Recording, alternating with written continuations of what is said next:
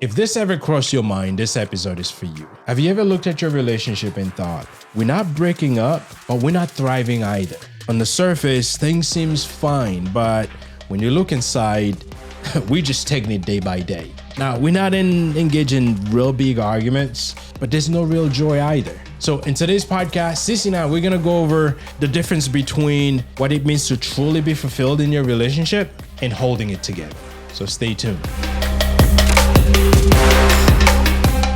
Hey, what's going on, family? Welcome back to the Blissology Podcast, where we talk about love, we talk about marriage, we talk about dating, in real life relationship in today's world.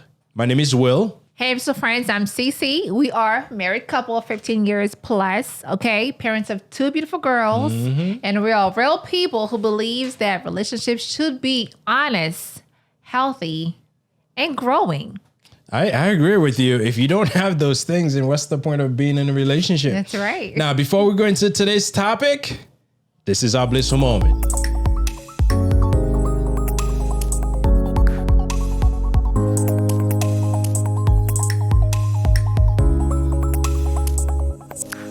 So, what's your blissful moment? What's your blissful moment, baby? I celebrated a big birthday earlier this month. Actually, just last week. Yes, last Friday. Yes, Last families. weekend. Yes. Last weekend. Mm-hmm. Yeah, you know, the girls always make it special for me. You know, we did some work, have some fun. Yeah, it was play some good music. Yeah, it was a great time. Eat some food. It was a great time. We've been having cake for the last 3 months. Yes, from November. Yes, we still have some cake left in the house. We got to finish it up, and then we having cake next week again? We are.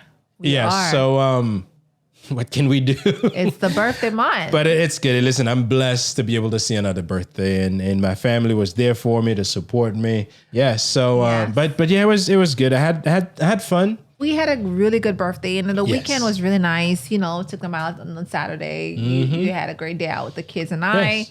It was a very good, Yeah, it was good. day. So that's the blissful moment. Now, as we move into this new year, obviously, I think it's important for couples to ask if they are truly fulfilled in their relationship. Yes. Right? Because a lot of people think the goal of relationship is, well, be together and do your best not to break up. Not to wake up. You know, like if we're still together, we're still married, that's a good thing. We're still posting pictures, that's a good thing. Yeah. Then we must be okay. Then we must be doing right? good. But Must be that's doing not good. that's not the same thing as being fulfilled. Right. Right? Because being fulfilled means you'll feel emotionally connected. Yes. You'll feel safe in the environment that you're in. Right? You feel seen by your partner. You feel heard. Absolutely. You know, Yeah. you feel like the relationship add peace to your life. Because I'll tell you, there are people in relationship, it's all chaos. Day in, all day out, it's drama. chaos. All And drama. let's not forget the responsibilities that comes with it. Yes.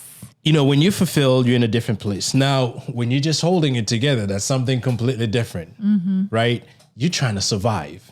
You know, you engage in the routine stuff. You do this today, you do this tomorrow, and it becomes, that's just how it is. You know, You surviving. you're surviving. You're handling the kids. You're paying the bills. You know, Yeah. you're avoiding conflict. That's a big one. You know, some people would go along with something for years just so they don't have those hard conversations. And you know, in today's world, a lot of couples are tired. People are doing a lot of stuff. You know, you find some are overwhelmed. Emotionally drained. Oh, absolutely. Let's just put that out there. And let's not forget, overstimulated. There's so much information that people are consuming that they get something where they don't know what to do. So you'll find many people, instead of asking, are we happy? They ask, can we just make it through this season? Yeah. Because happiness take a second seat while making it through becomes the most important thing. And how do you make it through if you're miserable? Right. That can't. part. That You part. know, it's sad that sometimes couples set their standard on what they see on social media. And what they don't realize, social media only shows you the lavish vacations, you know, to those luxurious places, the matching outfits, fancy, expensive stuff, right? The date nights at those fancy restaurants, luxurious restaurants. Yes. It doesn't show you the emotional distance that some of these couple are experiencing, the hours and days without talking to each other. And that's the part that always get us, where we don't see that part of social media. You don't idolize what you see online. No. Especially, you don't know what goes behind the doors, behind the curtains, because people don't show that part of themselves. They want you to see we good, we're taking, we're doing certain things online, but at the same time, the struggle that us, like real people, be married in 15 years, 20 years together, they don't show that part. Yeah, and think about it. When was the last time CeCe and I posted crazy arguments we've had? True. Never did. Yeah. So don't base your relationship based on us being here, just laughing and having a good time. No, but we have real moments. We have real moments at the same time. What we are sharing with you guys is real talk. Yes. It's real talk. It's not like, we're giving you the good stuff, to make you feel good or anything like that. It's literally stuff that we've learned. Absolutely. Over the years, and we're still learning, we're still growing. However, I feel like we all unique, we all different. What they have, we're not gonna have what they have. What my parents have, we're not gonna turn out to be like them. No, we're gonna be admire. Better. Well, yes, be we better. Admire. Well, you better be better than my dad. We admire, what they had. Absolutely. Be married for 45 years plus. So something goes for your parents, 45 years plus. And it's just sometimes you don't know what people goes through. And that's why I always say this, don't idolize the celebrities. You don't know what they're going through. No, don't. And that's where you have to look at your relationship and what's important. Yes. Now, there are some signs you can pay attention to because you have to. Because if you went it blind, you're going to miss out. So one big sign that I want to say is, for me, is emotional autopilot. It's like we together, but we not really connecting. Yeah. We're not together. You don't see me. You don't see me. We just together. Yeah. We run through the normal motions of things. Right. Yeah, and you'll find when you're in that stage, there's some conversations you tend not to have with your partner. Mm-hmm. The conversations are usually surface level. We taking care of the kids, we handling the bills, right? But never, how are we handling this? How are you feeling? This happens. I know you're handling this. Can I help? Yeah. And you got to have because this way you're supporting this person emotionally. Don't just assume that they're okay. Right. And that's one thing that we do. Like I said earlier, we have our own struggles. Oh, yeah. We check on each other from time to time, how we feeling emotionally, mentally. Because I know he's the man of the house, he take care of the bills. That's just what he does. He take care of what he needs to take care of. And and it's been working for us for 15 years plus. And this is how it's going to be going for the rest of our lives. It's good to check on your partner to see how they're feeling emotionally, mentally, especially for men. Oh, yeah. They don't want to talk about how they feel about certain things. And listen, especially when it comes to their finances, right? They don't want to talk about it. I've gotten to the point where I opened up. She knows things that scares me. She knows when I'm worried. And I just open it up. These are the issues and this is how I'm feeling about it. Yeah. And that allows her to be more supportive of me. There's been many times she's like, you know what? I hear you. Yeah. But let's look back when something like this happened. Right. This is how we went through it. And that gives me some reassurance that, listen, it may seem like dark in the next few weeks, but we're going to manage. Yeah. And we've been managing. And we've been managing. And sometimes as men, we need to hear that our partner understand what we're going through. Yes. And they're there with us. Yes. Because one of the big worries that we're going to is like, man, if I screw up, am I going to get kicked outside of the house? Well, if you screw up, where you there's some screw up I can't. There's some screw up I can't have. Like I said before, if you haven't listened to this podcast, I said several times, unless Jesus himself come down and says, please forgive him for what he did, then I will forgive him. Otherwise, she has some non-negotiables. No. Oh, no. But listen, if I screw the bank account up, no, we're going to find a way. Yes, if I God always provides. If I kill the car, she's got to, if I happen to say the wrong thing, but if I go and mess with someone else. Oh, you out. You out. I know that, right? But it's also important to be honest.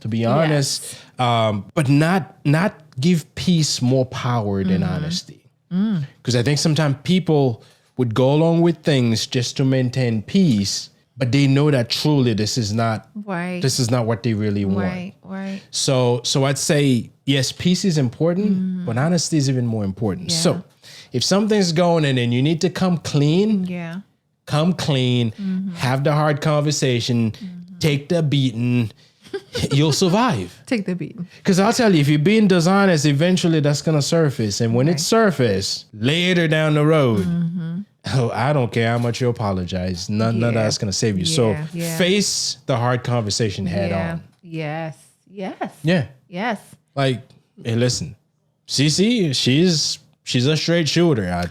Listen, I can't hold it back. I've prayed on this. I've learned, and God is like, okay, you're free to say however way you want to say things. Yeah. Because I'd rather have you know how I'm feeling than just like holding it, not saying things to you. It's important. Yeah. It's important. And this is just as important as well.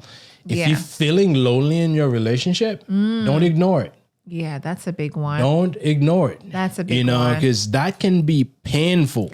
It is painful. And eventually it's going to break you. It's painful. And I think people need to pay more attention to how they're interacting with the partners in the home. If we're here, we can watch TV together and laugh, enjoy a movie together.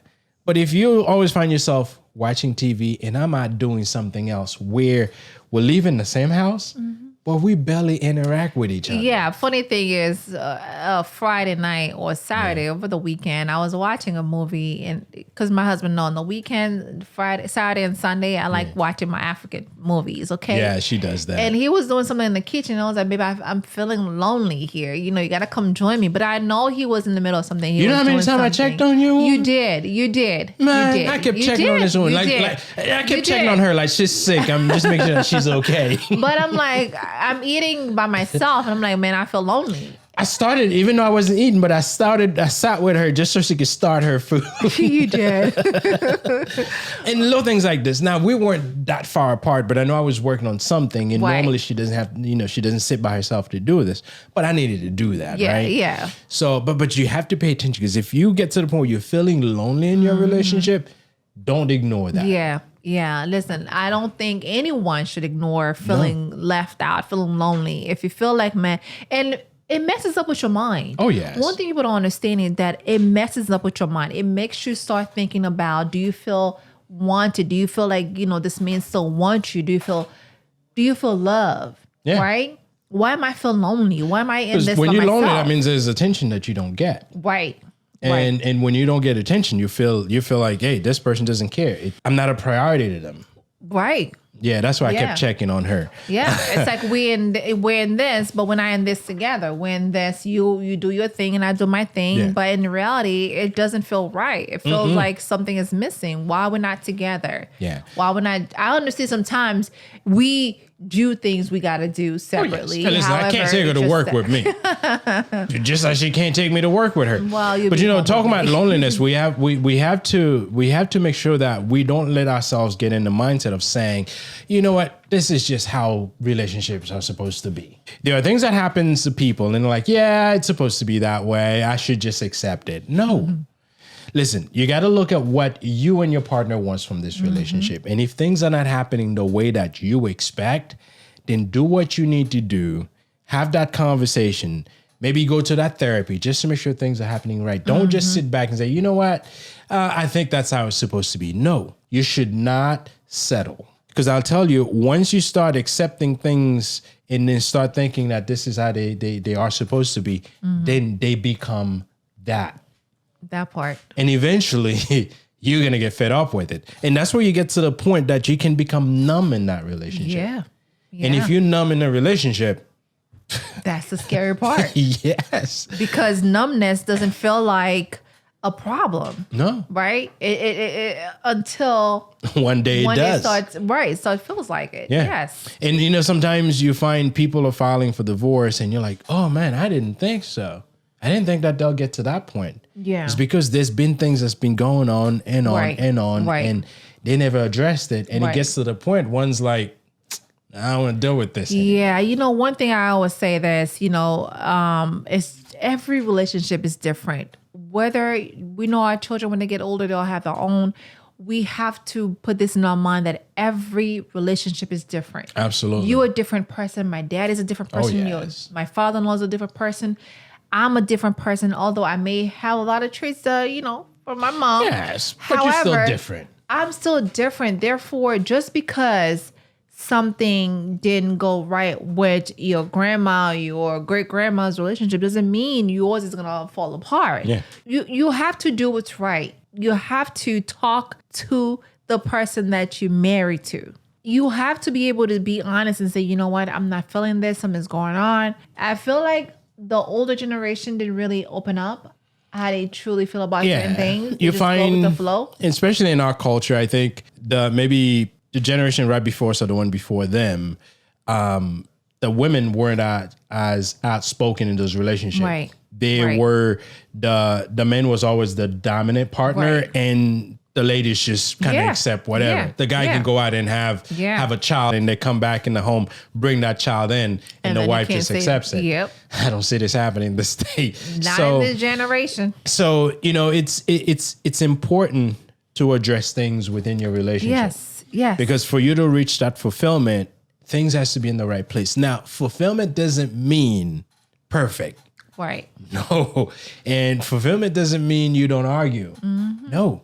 And fulfillment doesn't mean that it's easy. It's not. Now, fulfillment does mean that you feel like you're emotionally supported. You feel like that your partner is there for you, right? Mm-hmm. You feel like you can grow and still be loved in that relationship. That's right. You feel like your partner is on your team. Yeah. They're there for you when you need. Mm-hmm. If you're in this, just like when CeCe's going to do her house showing, I'm right there with her, opening doors and stuff, turning on lights, and when they're done, go turn off the lights. But I do that because who else am I going to expect her to do that for her? Mm-hmm. If I'm not doing it for her, then I'm leaving her alone. No. So fulfillment means you feel like this person is in it with you. Right. And not just part-time. No, they in it with you full-time, but you in it with them. Right. It's full-time as well. It's both ways. Right? Both ways. Like the times you call my business, who picks up? I do. I do. Right? So we there in it with each other. Mm-hmm. It means there's laughter. We can laugh together. Listen, I'm a joke teller. Well, she doesn't think that I am, but my daughter thinks like I'm the funniest dad there is. They do. Right? but we can have laughter. Sometimes she does laugh at my jokes, but because she doesn't think that I'm a joke teller, she kind of laugh and play it off. Sometimes the joke be funny, but sometimes it be off, babe. Check this out. I'm just saying. If I'm out and I'm interacting with someone and I tell a joke and that person laugh, she's got problems with it. Because it's trying to make you happy. And the joke is not that even funny. If that person happens to be a girl, then you already know what's up. Because it's baby, look, let's be honest now. When we were dating, all your corny jokes were funny. They're still funny. Because we had something going on, because I was trying to make you happy. Let me just not say anything. But we can laugh. Laughter is something that we do here. We will laugh with each other. Just like when we're pissed, but we will laugh. But also we want to make sure that we create an environment where we feel safe.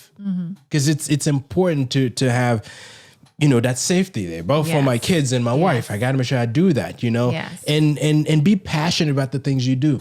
Yes. Right? Because if you show passion in the way you interact with your spouse or your partner, that goes a long way. Mm-hmm. And if you run into conflict, just find ways to repair them and repair them as quickly as you can. Yeah. Right? Because fulfillment is growing. And you have to put in effort to make it grow. Otherwise, you'll find yourself in stagnation mode. Yeah. And believe me, this is no place to be. Yeah, I agree. And I think it goes both ways. Oh, yeah. Not just one pleases the other, where the other one is still feeling like, suffering. Yeah. It should be both ways. Yeah, it should be. And this is where it's important that you put the right intentions in what you do. Yeah. Because when it comes to fulfillment, you have to be intentional. Right. It doesn't just happen. No, just because you've been together for a long time, that doesn't mean you've built fulfillment. No. It takes a lot of effort. And this is where you have to be intentional about the things you do. A lot of effort. Right? CeCe will ask me for anything, and I look for reasons not to say no.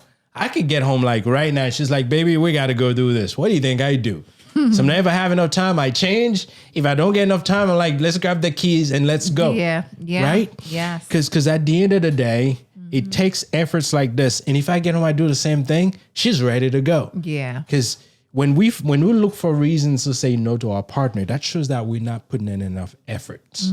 And for you to be fulfilled, you have to put in the effort. Now, listen, it takes a lot of work when it comes to putting in efforts. And a lot of couples, are overwhelmed. Okay. I'm talking about the millennials, the Gen X. I don't know. The Gen X are like, they're getting up there. Many of them, the kids are like leaving the home and college. They don't have as many of these responsibilities. Yes. That the millennials maybe health wise depends on what they may have dealing with some health stuff, but they're still young. But many of them, they don't have to worry about the kids, and many never have enough experience. But we don't know. A lot of them still listen. Whether you're married or you're dating, we all feel it. We feel the overwhelming. It's a lot.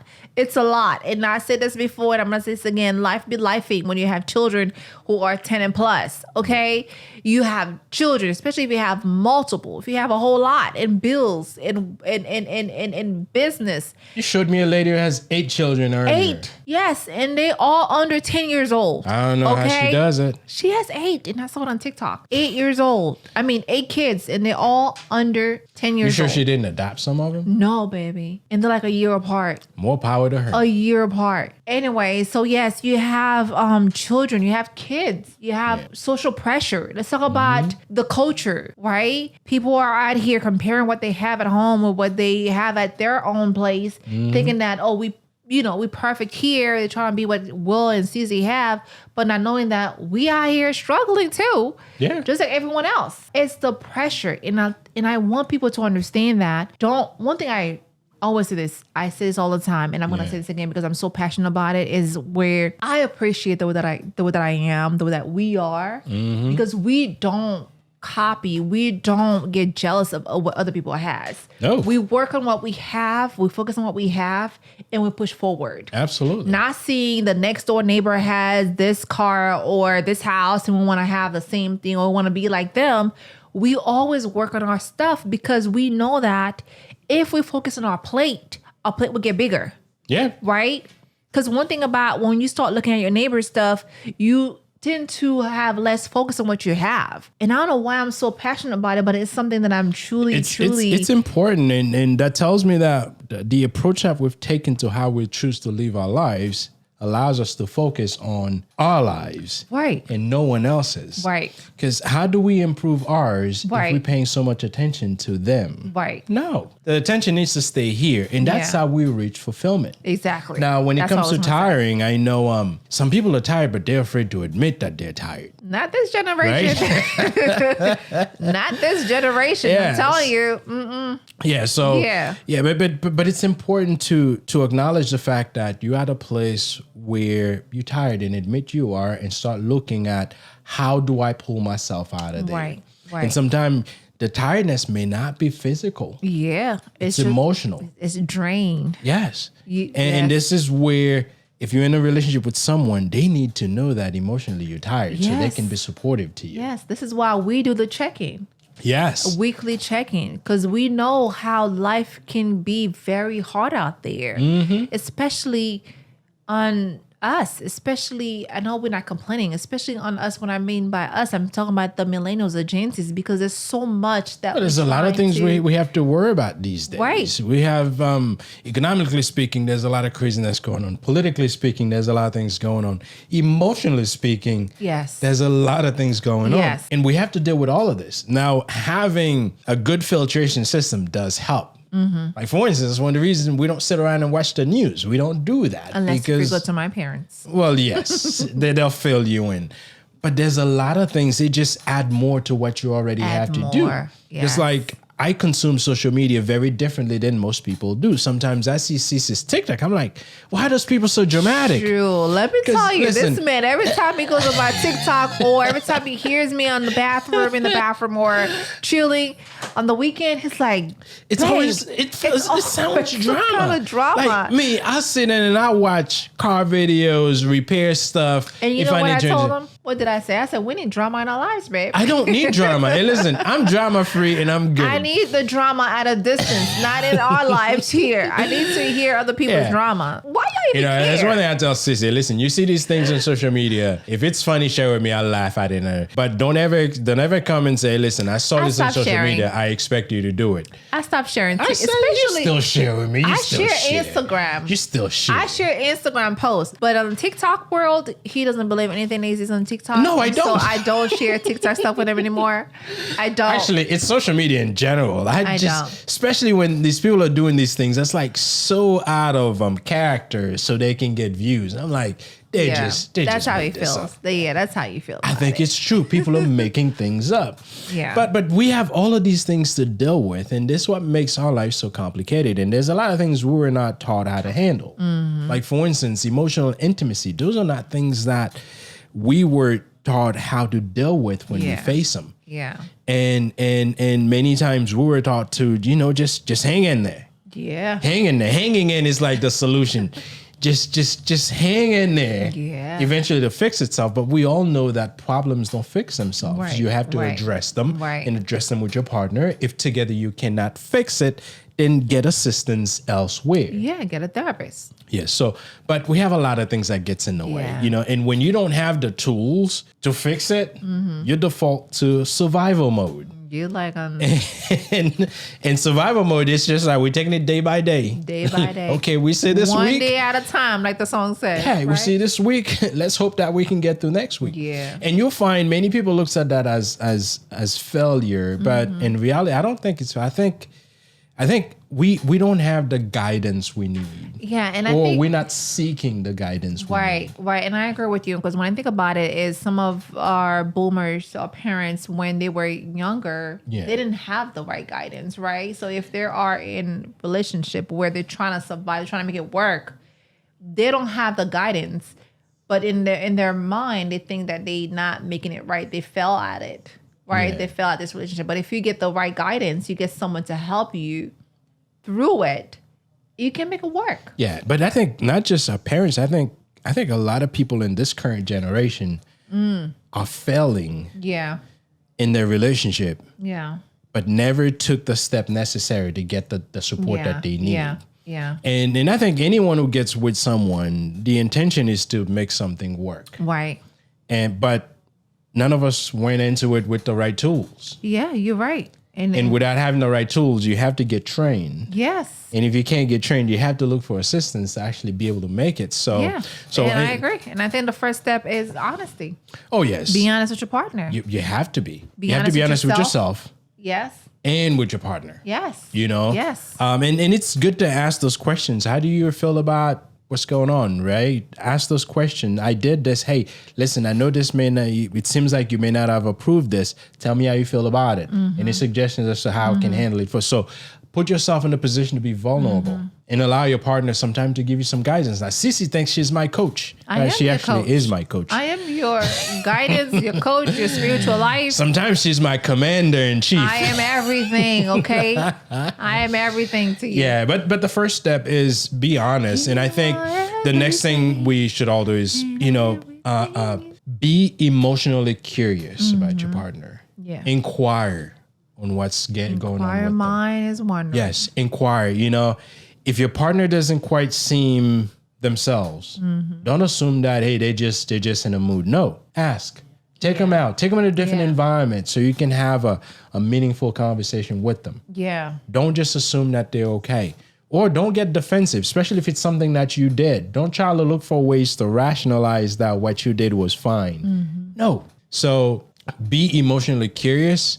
And not let yourself get shut down. That's something CeCe used to do. I did it sometimes. I just go, okay, my mood changed. Yeah. And now she's good at calling me out if that happens. That's growth for you, baby. That's good for both of us. but we learned to call each other out. Hey, you're shutting down. Yeah. Let's just bring it back. And you're supposed to come back and listen. Okay? Not like go back and forth and argue. You come back, and when he called me out on my stuff, on my BS, and I sat down and I just listened to what he had to tell me, and vice versa. I'll tell you, you're supposed to listen to your partner. It's not the easiest thing to do, though. It's not. It's not. It's not. But if you allow yourself to do it long enough, you'll get used to it. There you go. And if you can see the value that comes out of it, you'll do it even more. Right. Right. Yeah. And it's small steps, you guys. Small steps. If something that, this new year, 2026, you're still in the new year, although we are already almost thinking of January. I'm like, wait, where did time go? First of all, how did we get here? The year started. The days went by one after another. And I'm saying this is because you still have time. On all it takes is small steps. Yes. Because we didn't get here overnight. No. And I'll tell you what, for 15 years. One thing we've been doing, 20 years together. Yeah, one thing we've been doing, I think every couple should find ways to do this, is if you notice that there's slight distance between you, find ways to reconnect. Yes. That reconnection is important, because if you disregard that little distance, before you know it, it becomes a big distance. No. Yes. And it doesn't have to be grand gestures to help bring this back. That's something that I suffered from for years. That I think I have to do something big. He's still working on it too. I'm better now. You better now. Right? Yes. But be present. Make your partner feels like, I know what's going on with you and I'm here with you. Right. Take them out, or even be in the house somewhere. Get engaged in the things that they're doing. Ask about what's happening with them. Yeah. Not ask as if you're like managing them. CeCe had told me that I should stop asking like I'm managing her, but do it in a way that says, you know what? I want to be there for you and I want to be helpful. Right. Yeah. So that helps you reconnect with your partner. It does. That helps you gets to be in what they're doing. Not be in what they're doing like you're being nosy or anything. Not be in their business. Well, okay. If you live together with someone, you're entitled.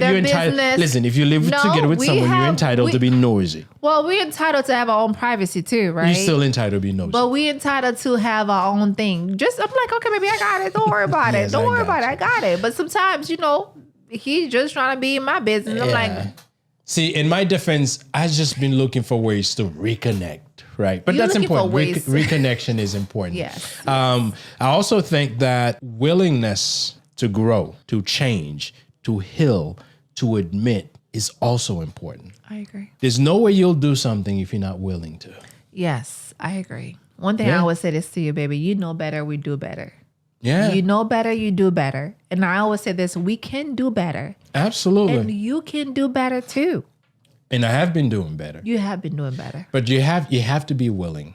Yes. You have to be willing. And I think a lot of us, we have to learn to put our egos on the side and be willing to do what's necessary. I mean, come on. If it didn't work for the last 5 years, 10 years, you got to make a change. Absolutely. If you want this marriage, this relationship to grow, for you to feel fulfilled in your relationship, you got to be able to make a change that says, you know what, babe?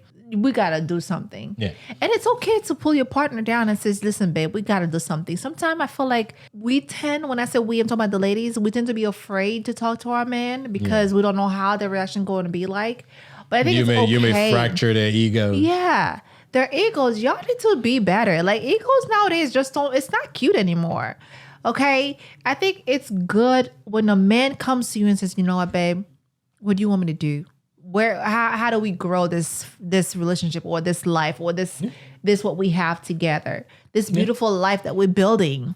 We're supposed to build things together, not like not one person is building, the other one is just like chilling, right? If your partner is not doing what it's supposed to be doing, let's pull each other aside and say, you know what, we need to do better. Yeah, and that's what being fulfilled is all about, is growing together. Yeah, it's not about changing your partner. Mm-hmm. Yes. It's about growing together. If you want this to grow, right? Because some people, they're just in it for the ride. No. If you are whether you're married or you're not, you need to understand that you are not changing your partner, but you are growing. Yes. I couldn't have said it any better. It's about growth. So hear me out. If you're dating or you're newly married, don't normalize emotional distance early. Mm-hmm. Don't ignore the quiet discomfort. Pay attention to how you feel when you're with that person. True. Or just how things look. Mm-hmm. Ask real question. Mm-hmm. Learn to build emotional safety now. Yes.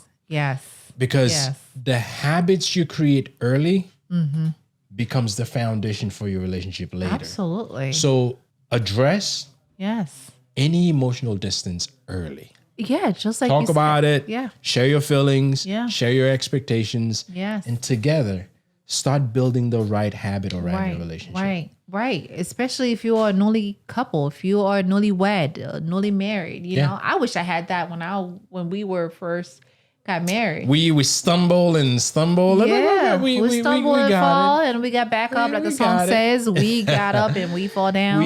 We fall down and we get up. Managed. We managed. Yes. Hey, listen, yes. I want to leave you guys with this. A relationship shouldn't just be something you endure. No, it's going to have tough moments, but it shouldn't just be about that. Yeah. It should be something that gives you peace, something that helps you grow, and something that gives you purpose. Because I tell you, if your relationship is based on those things, you'll be able to weather any hardship. Yes. You know, if you're just holding on together right now, that doesn't mean your relationship is doomed. That doesn't mean you failed. No. What it means is that you need to be more intentional about what you do. You need to pay more attention to your relationship, to your partner. Right. And attention, I'll tell you guys, is powerful. Tell you, earlier I mentioned that while CeCe was in the living room watching TV and I was working on something, I kept checking on her like she was sick. That's attention. And she appreciated it. I did. Attention is powerful. I get to work. Before I go in, I touch base with her because I want her to know that, hey, listen, I didn't forget about you this morning. Although there's been a couple of mornings that things happen. That I've been reaching out to him like, hey, right? I didn't hear from you. You're good? But attention is important. So I say this, don't settle for surviving when you know that it's possible to be truly fulfilled in your relationship. Right. Because remember earlier we said fulfillment starts with honesty. It starts with putting a lot of effort. But above all, you have to learn to choose each other every single day. Yes. Every day. Yes. This way, you know that every day you are in it together. Nothing will get in the way.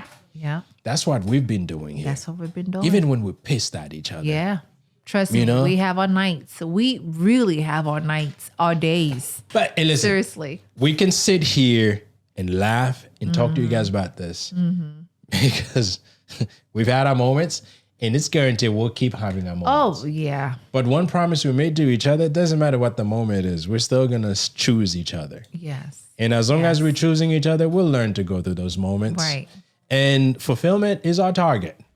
And our goal is to reach it every day. Every single day. Yeah. So, guys, we thank you for rocking with us on the Blissology Podcast today. Now, this episode, if it spoke to you, share it, comment on it.